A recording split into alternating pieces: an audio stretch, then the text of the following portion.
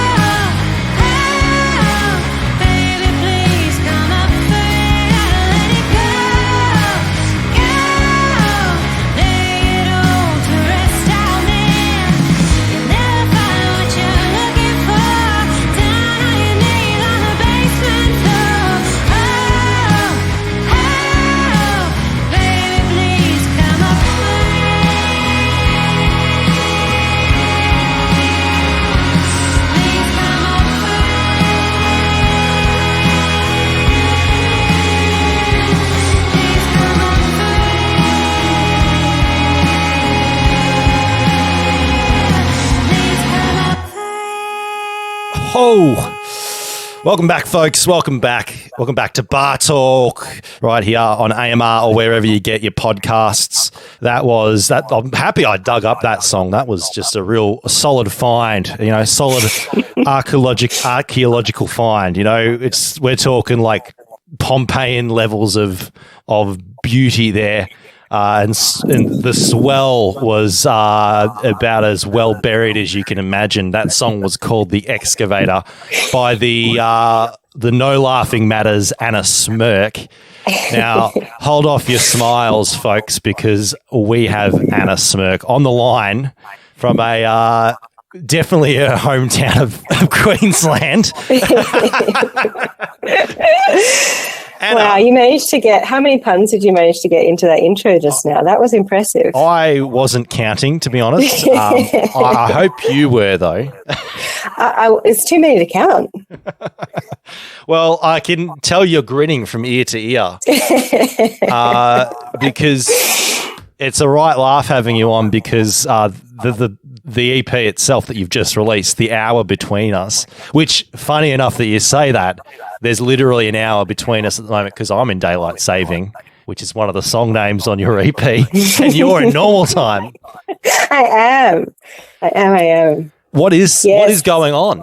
Well, I'm up in Queensland. Yeah, I found myself here kind of unexpectedly. I absolutely wasn't planning to be here right now, but the world's a little bit crazy at this moment in time, and here I am. I got back from an overseas trip and quarantined in Brisbane, and when I got out, I figured Melbourne was in lockdown, and it wasn't a really great time to be coming home as planned. So I decided to just a little bit of an understatement there, maybe, but that's how I felt, and I decided to find a little place to stay for a couple of months on the Sunshine Coast. So I'm just enjoying some beach time and trying to do a few gigs up here where it's possible to do so.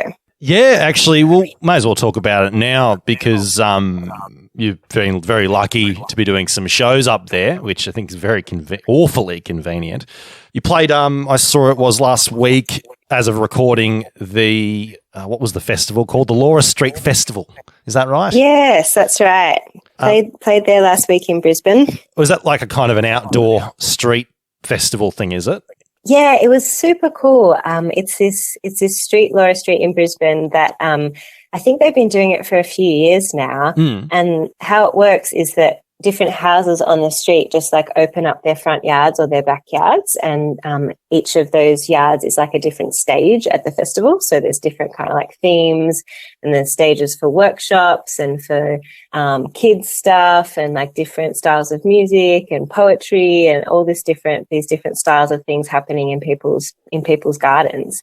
It was really, really amazing, and just all put on by the community, or just a community event, all free. It was super, super cool. Those sorts of things are really awesome. It's like if there's ever one on, they're always worth going to, just because again, there's no pretend, like usually they are community based, so there's no sort of they're not like it's a for-profit event. You're not having to pay these huge sums of money to get in, and it means that everybody can enjoy it.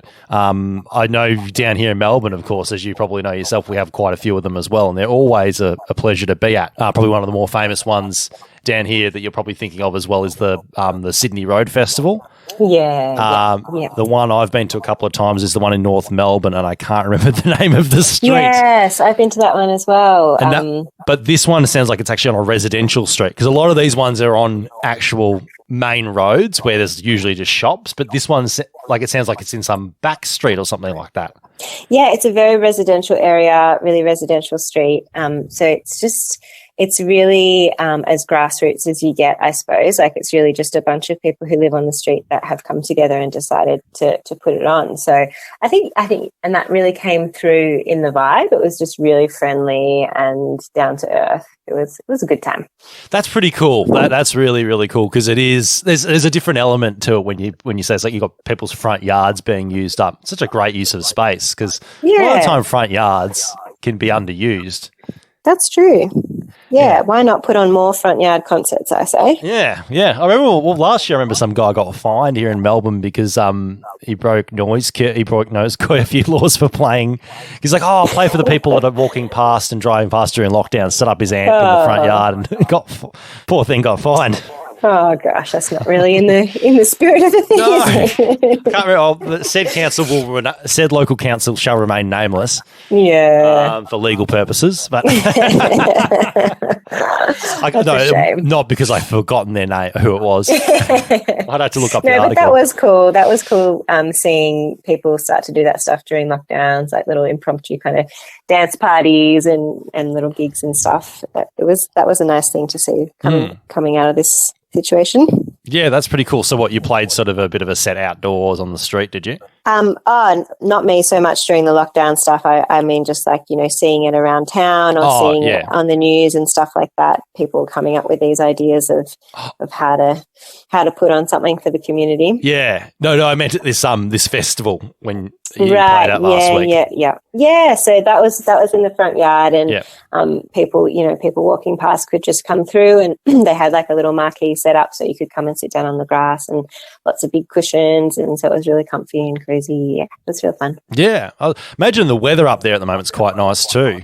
It's perfect. Yeah, it's like quite warm but not too hot. You know. So that's the real reason Ticks all the you wanted boxes. to avoid what is turning out to be a very dreary, miserable, wet spring.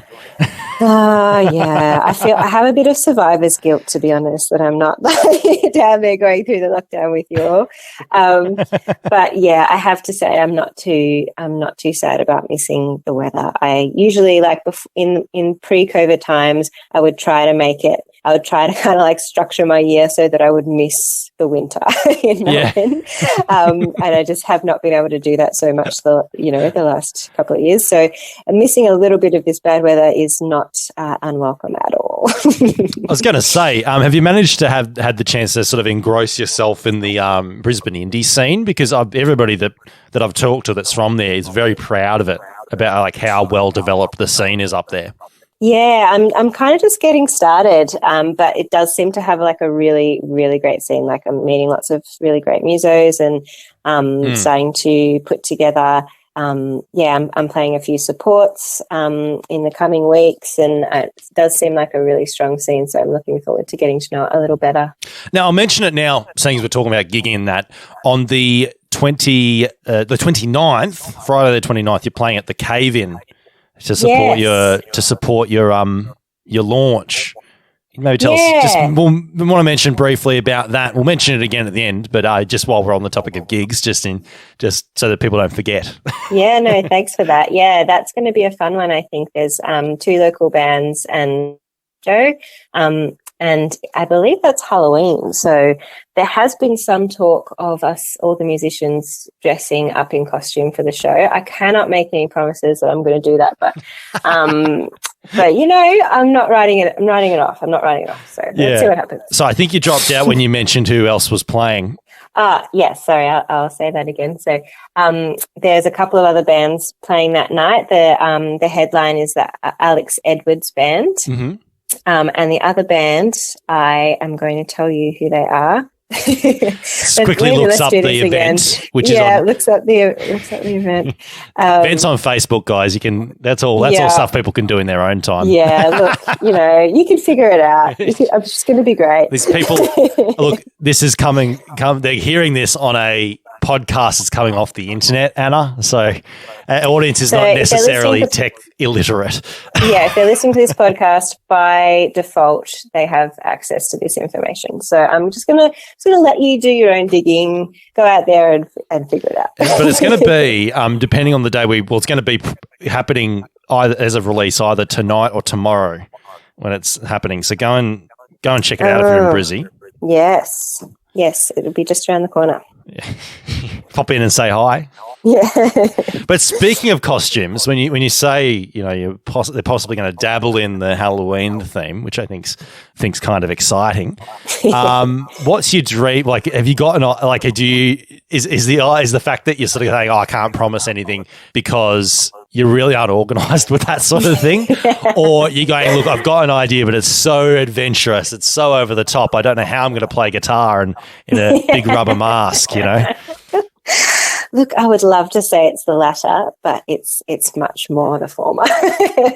And also, just like whenever I have to, or whenever I choose to engage in wearing a costume, I try to cobble it together from a bunch of stuff I already have around the place. But because I'm kind of unexpectedly here in Queensland, I don't have much stuff with me. So I don't want to buy. They don't have op shops up there in Brisbane. I didn't realise Queensland was that foreign to us that you just can't look up to a Saint Salvation DePaul and go, hey, I want a Baron Samedi costume. I want my I don't know why I imagine you in a Baron Samedi costume. Maybe it's your facial structure. I reckon would suit that very well. Whack on a bit of bony face paint. Go full Day of the Dead. Yeah. Dios de los Muertos. It would You're giving me ideas, and you're putting me to shame by showing me how easy it would all be. So I think I have no excuse now. I better get my act together and make this happen. You're talking to the guy that back at uni we had to do a German themed Oktoberfest thing, and I copped out. I could have done the Lederhosen thing. There were a couple of people dressed up as as they say on the internet, the no skinny mustache man, obviously. But I just decided to whack on a suit and tie and call myself a German diplomat.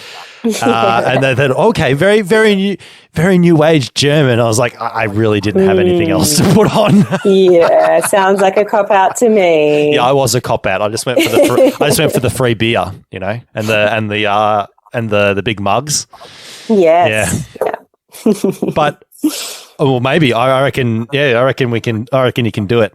Yeah, I'm not gonna, because there's no effort from me involved. I definitely say you can do it, Anna. Easy for you to say, but I will give it some thought. But yes, hopefully that all goes well. I saw too as well. You do parlor gigs. Yes, yeah. So that's really exciting. Tell us a bit about that, because it's not something that comes up too often that people do, but it is something that musicians do. So what about? And for those of you that don't know parlor, can you explain the concept of it?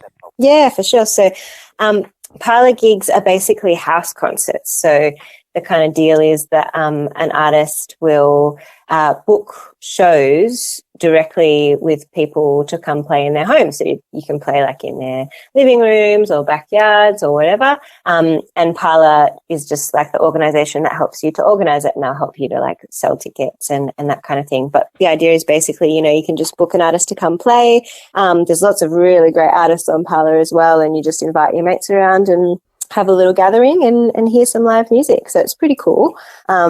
And yeah, I've got a few of those coming up over the next couple of months. But yeah, I'm trying to do them all over the place, all throughout Queensland at the moment, and hopefully in other states later on as well. So yeah.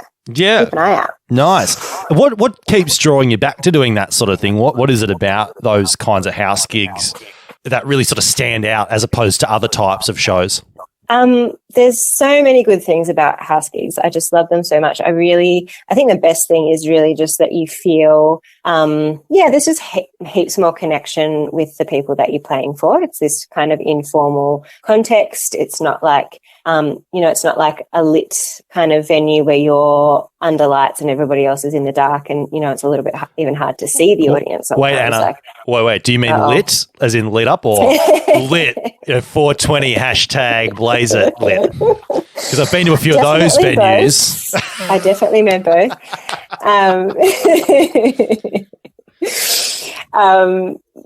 You made me lose my train of thought.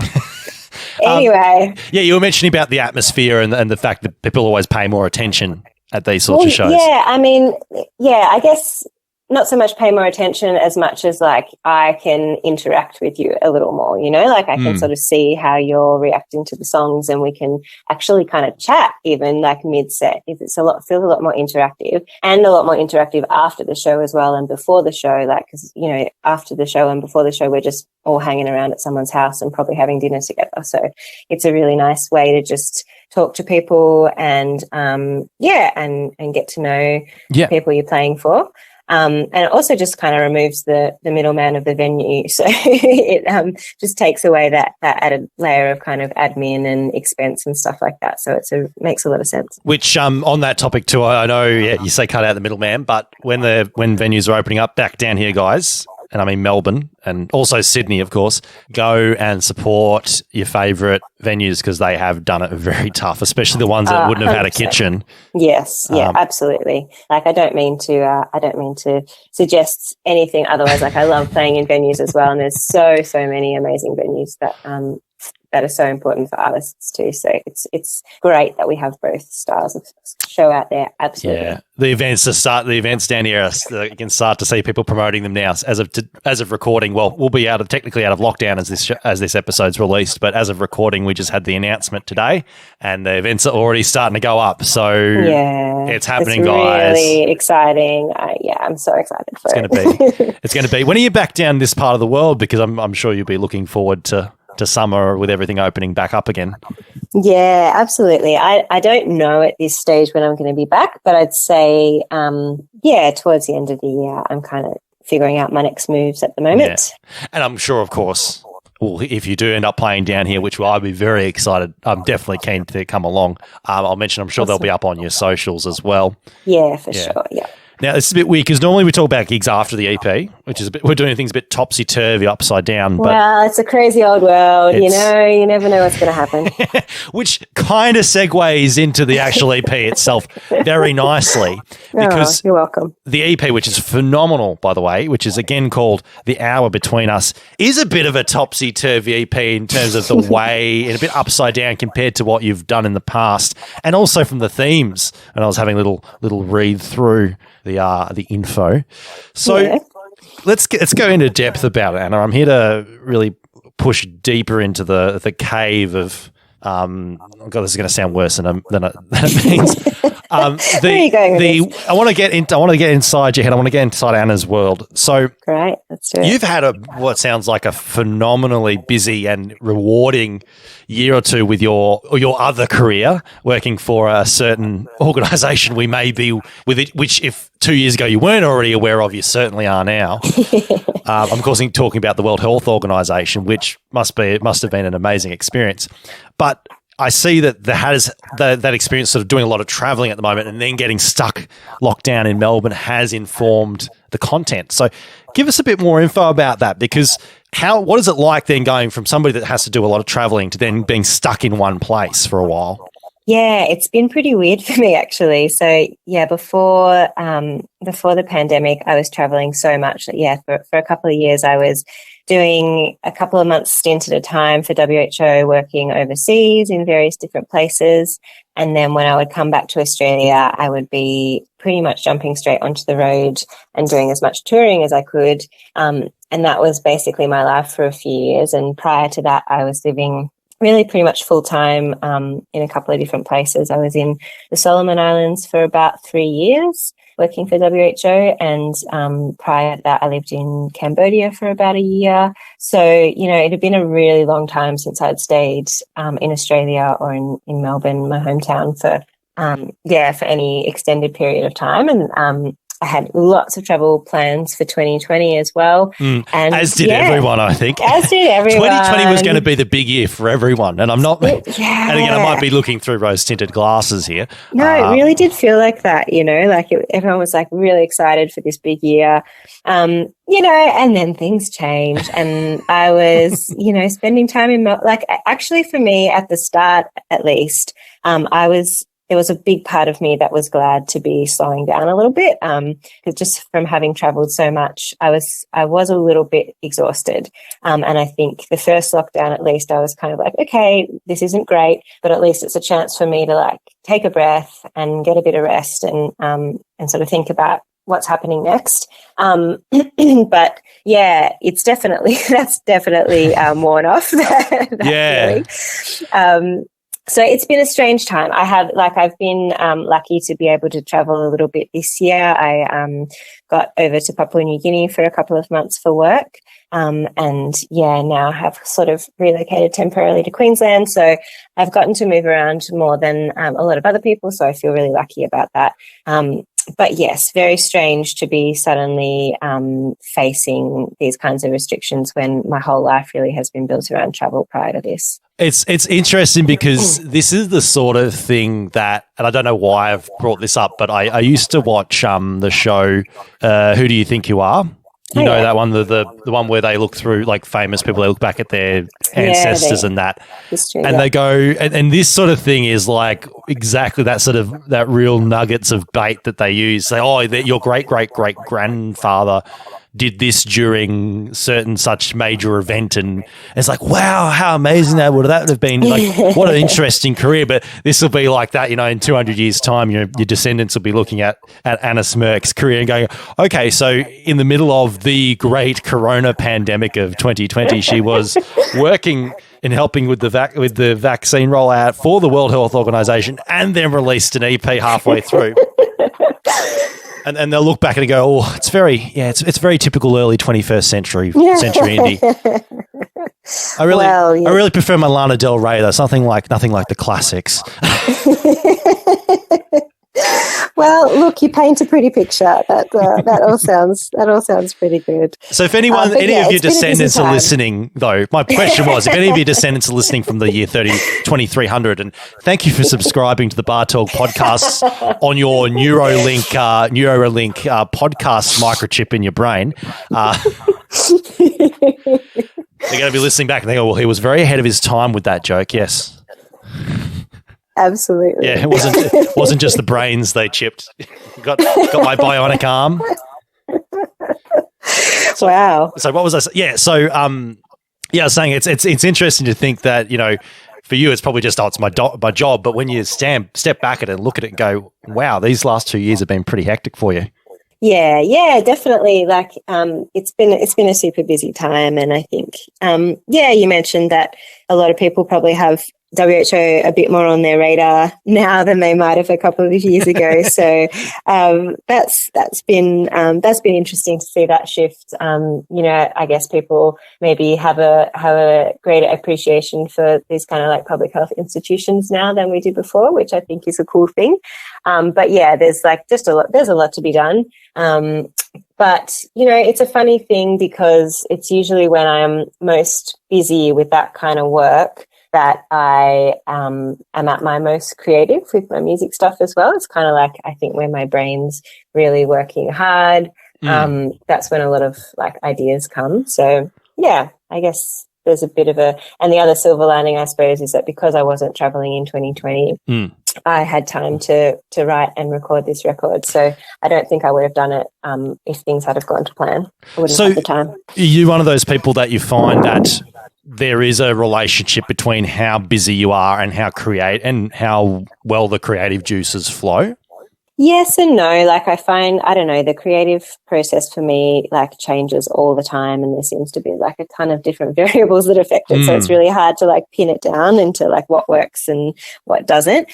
But I definitely find that so normally my work takes me to lots of different places. So I definitely find that when I'm traveling and when I'm somewhere new, it really gets, that creative process kind of flowing, I think, because I'm a bit out of my comfort zone. I'm like reflecting a lot on, you know, experiences and people and my own life. And that really gives me lots of thoughts and ideas. But then I think I do need, some quiet moments and some time and space to kind of crystallize that stuff and like get a chance to like look back through all my notebooks and sit down with those little ideas that I, you know, recorded on my phone or whatever, and actually like work on them and make them into songs. So I think there's like those kind of two parts of the process. There's the sort of like, you know, inspiration kind of part. I think that happens when I'm usually pretty busy, and then I need to like spend a chunk of time in a more quiet, calm kind of space to make it, make it into something a bit more finished. So that's interesting. So you're one of those people that will have just these random, well, I mean, I suppose it's the same with a lot of creatives, really. We all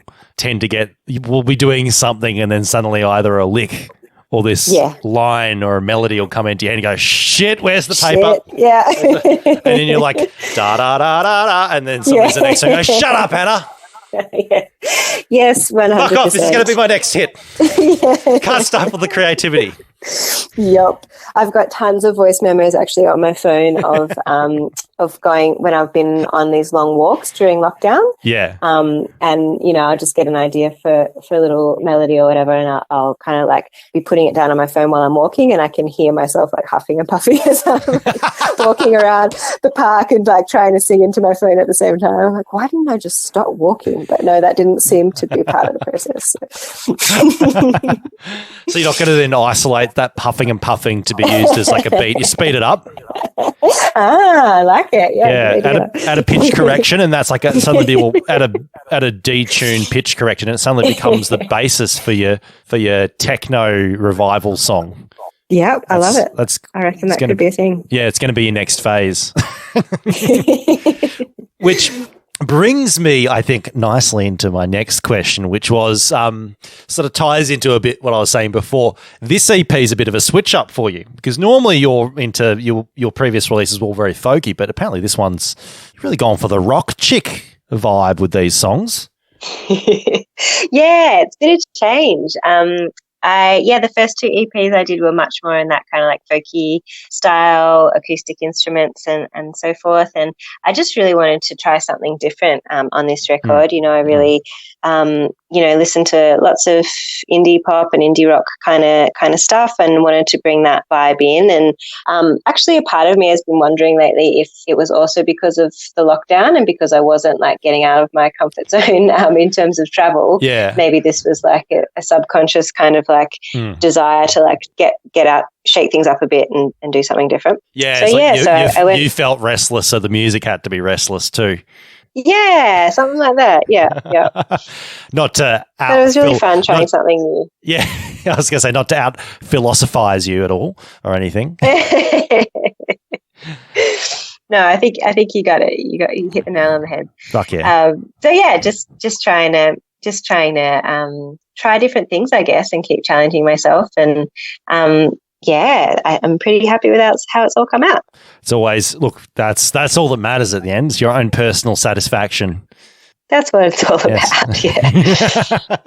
Well, I mean, you can't gauge it on anything else, really, can you? There's, you've got to be happy with it, and if other people like it, then that's really nice. And she dismissed an entire career in one fell swoop. All music critics are going to be, well, that's it. Anna Smyrk has disapproved of my existence, therefore I just fade away. You just Thanos snapped. I'm sure they'll be devastated. But I want to talk about the making of it, because I saw that you were a very lucky lady. You got to produce with 1/3 of, I guess you can say, legendary Australian rock actor Eskimo Joe. You got to produce it. I think you can say that. Yeah, you got to get it produced by Joel Quartermain, which is pretty exciting. Yeah, it was really exciting. I'm a big fan of the band, and a big fan of Joel's work producing on other people's records. And so I felt like he would be really a great fit for the sort of sound that I was going for, and trying to kind of explore a bit of a new angle with me. And he really was. Like, he had so many amazing ideas. He plays a lot on the record as well. And he was great to work with because, he's so experienced and has worked with so many great people.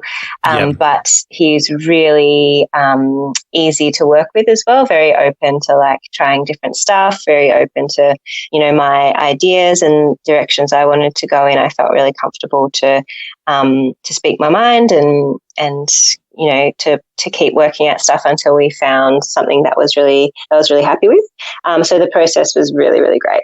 Yeah, I was going to say, what was it in particular that sort of that was the final sort of decision maker for you with going with Joel, say, than with someone else? That he said yes. Well, yes. Can't argue with that, guys. That helped a lot. No, I was like thinking about a few different people, but he was like definitely the first choice. And when I reached out to him and he was keen, then I was like, great, search is over. yeah, because you can definitely tell he played a bit of the instruments in the song we just played before, The Excavator, which I was saying, I thought, this is definitely Eskimo Joe-esque. He plays a lot on that song. He plays drums and bass and some of the guitars. Yeah, I remember watching a video of those guys when they were putting together like a behind the scenes, sort of how they explain putting their records together. They really are a band that switches apparently everything up in the studio, as I'm sure you know. So they're one of those bands where every single member can play all the other parts. So they are really very talented guys. Yeah, and that was just it was such a cool thing to have that freedom in the studio, because we were really writing all the parts on the fly, and because he could play everything, I'd be like, oh, maybe we can go back and try a different feel on the bass or whatever, and we could just try that straight away. We didn't have to be like working around different musicians coming in at different times. It was all just like ready to go right there, so that worked really well. Yeah, I was going to say, were there any particular songs on there, any good examples of songs that may have, your idea behind what they would sound like as a finished product was totally different to what you and Joel ended up doing? Good question. There's a couple that sound like exactly like what I was going for. Like there's a song called Human Condition that we recorded. There was the first song that we recorded together, and I really had an idea in mind. And at the end of that first day of recording, I was like, yeah, like we're really going where I had hoped we would go with it, which was an awesome feeling. I think, that song, The Excavator, that we heard, I probably didn't imagine it being like quite so big and epic. And that was Joel's idea, to really make those choruses like to sort of like I'd imagine starting it quite sparsely like it does.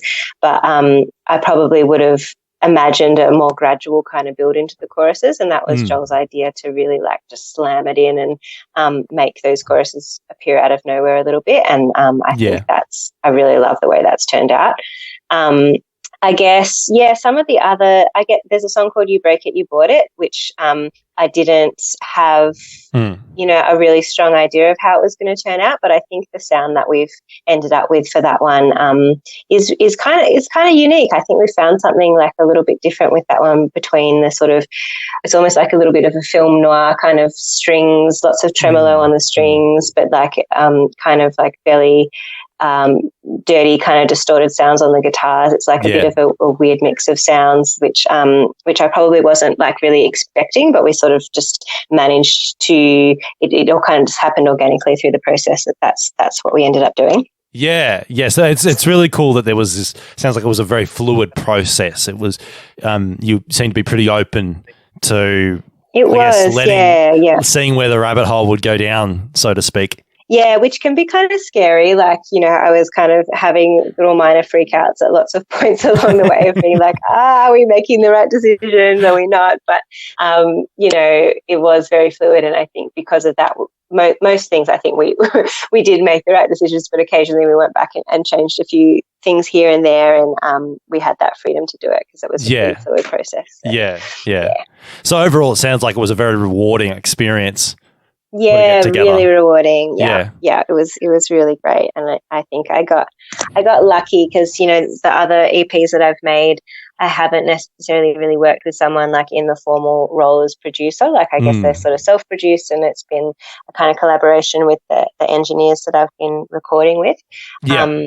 So I wasn't really sure how I'd feel working someone with sort of formally in that role as producer, and I think it can be really difficult to sort of like let go a little bit of some of the creative reins and open up to that kind of partnership. So I think I got really lucky. Kind of my first experience was a really good one. How many was it one of those projects where you had a lot of songs that a lot of ideas or a lot of songs already done that were maybes at the time and ended up having to get cut due to one reason or another? There were a few like that, but I had quite a lot of songs that I thought were going to be on my next record, and then when I really decided to commit to doing something with quite a different sound, a bunch of those songs just didn't fit anymore. So I guess it kind of made sense to cut those off the list. And the 6 that I ended up with just sort of seemed to be the ones that fit with the vibe I was going for. Most of them I had, I guess probably, 3/4 of them I'd half written earlier, and then in 2020 kind of finished the writing process, and a couple of them were a bit newer. I think this kind of style of songwriting had been in my mind for a little while, but it was when I really decided to make the record the way it is that I kind of finished the songs. And so it was this 6 songs that really made sense working together as a record, I think. Were there any songs that you were thinking of cutting and then either Joel or someone else has gone, no, you should definitely keep it. This is a keeper. Or were they pretty much all agreed on together? Yeah, I think there was. So You Break It, You Bought It. I really struggled to finish. I rewrote that song, the lyrics especially, like 100 times. I had so many versions of it, and it was, approaching the recording time, and I was like, okay, this song just isn't ready. It's not where I want it to be. So I think I'm just going to cut it, and we'll just have a 5-track EP. That's fine. But I don't know. It was still just so much in my mind, and I eventually showed it to a few people and got a bit of feedback and worked on it a little bit more and ended up including it. And I'm really, really glad we did. I really like it. So, that one almost got cut, but made it just over the finish line at the last. It's always the way. There's always one. Yeah.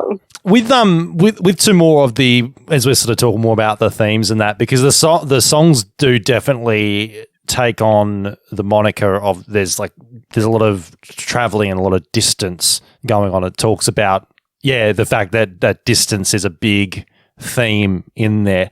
Was that a conscious thing when you were deciding what tracks to put in, or was it something that really only occurred to you afterwards?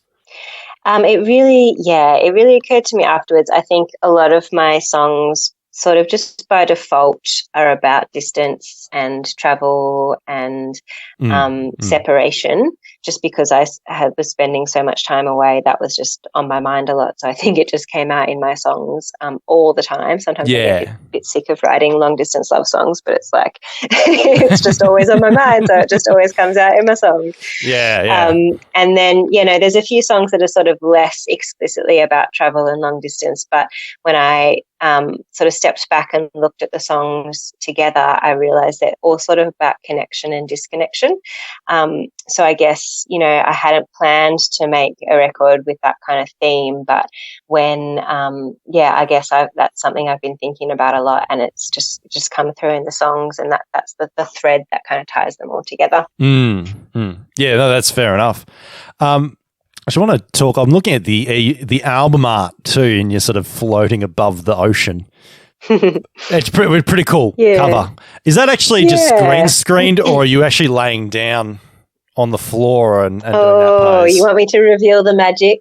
We're going to hear a magician never gives away his secrets spiel, are we? No, I'll tell you. Basically, it's a real photo. It's not green screened. It is. It's me standing, on a pier next to the water. And I worked with Julia McGaw and Gigi McGee, the beautiful photographer from Melbourne. And she and I were just kind of like walking around on the pier, and we knew we wanted this floating shot. And so what she got me to do was basically kind of tip myself over, like as if I was falling towards the ground, and she would just take that shot at that moment of when I was kind of like in movement, and then later she photoshopped it to just like move my body up into the sky. So it's a real background, it's real kind of movement, but it's just been like the position has been shifted, I guess. So there is a little bit of behind the scenes magic going on there. It isn't just you jumping into the water. You're actually that was the one take that we were able to do. I absolutely could not have jumped into the water because I was wearing Anna Cordell's beautiful clothing that she let me wear for this photo shoot, so I could not have afforded to ruin her gorgeous. I was going to say that whatever you're wearing looked far too expensive to ruin with seawater. Yeah, we'd not have been doing that. Is it velvet or satin? What kind of material is it? It's velvet. Yeah, it's a green velvet suit, and I'm wearing like a lace shirt as well underneath the suit. So it is a phenomenal and velvet shoes. Phenomenal velvet shoes as well. Fuck, there's your life savings in one outfit. Yeah, exactly. It was just like, it was so amazing to wear for that one day, and I didn't want to give it back, but I had to. No, it's cool. I like, while I saw the thing, I was like, it's actually kind of cool. No, really, really cool. Really cool cover. How much does the artwork and the visuals of a record affect, I guess, your listening experience when you're, and again, it doesn't have to just be about yours. It can be about when you're listening to albums and EPs in general. How important do you find the cover to the actual overall listening experience? I find it pretty important personally, especially I guess when it's like an artist maybe you haven't heard before. I think, we all do judge a book by its cover, even though we probably shouldn't. And, if you're seeing the cover art for an artist that you don't know, you will kind of like make some judgments about what the music might sound like, which might color your listening of it even, even after the fact. And also, I like seeing how artists kind of tie together their artwork over time, or like diverge completely from the kind of visual look that they had previously. So I think it's like, I don't know, I feel like it's really important to me, the visual side of things. I really love playing around with that stuff, and I guess it's all part of like saying what you're trying to say. Fair enough. So, I was going to make a comment, but no, there's no comment to make there. It is just, it's an important part of the experience. Now, we're going to play one of the other tracks in a very short moment.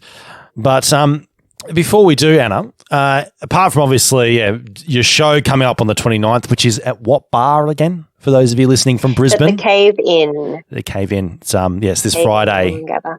From 7 p.m. it says. Am I right? Yes, 7 p.m. Yeah, that sounds right. Go and check it out if you're around. But we're going to play. We're going to play Daylight Saving, which you as we discussed before the interview, very sneakily released the weekend that we down here in Melbourne went into, or in Sydney as well, not to forget those bastards up there, went into Daylight Savings. So. Yes, I did. I thought I'd tie in with the seasons a little bit. I actually, that I wasn't planning to use that track as the lead single around the EP release, but sort of changed my mind and decided to use it, and then realized that the timing was going to work out really perfectly. So I was like, meant to be or something. How convenient. Yeah.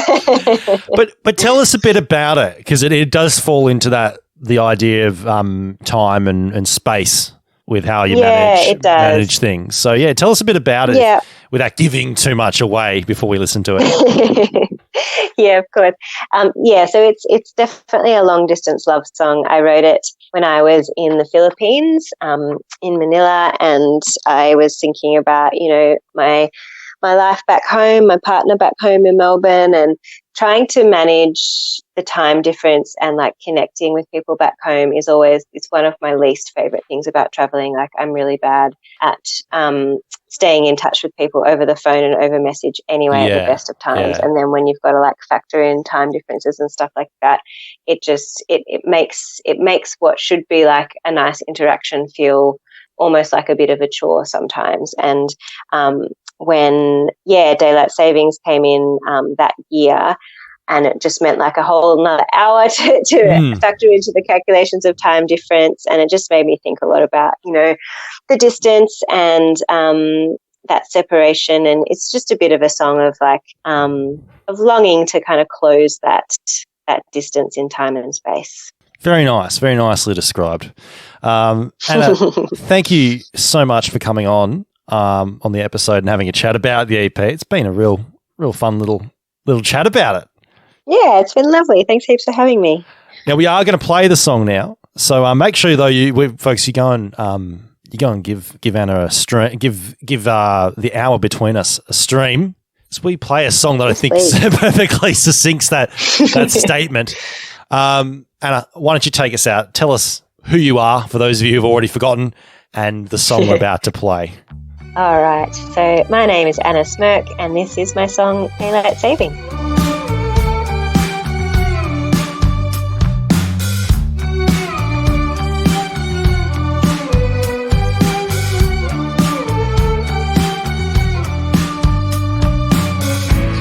Keep having dreams where I have cheated.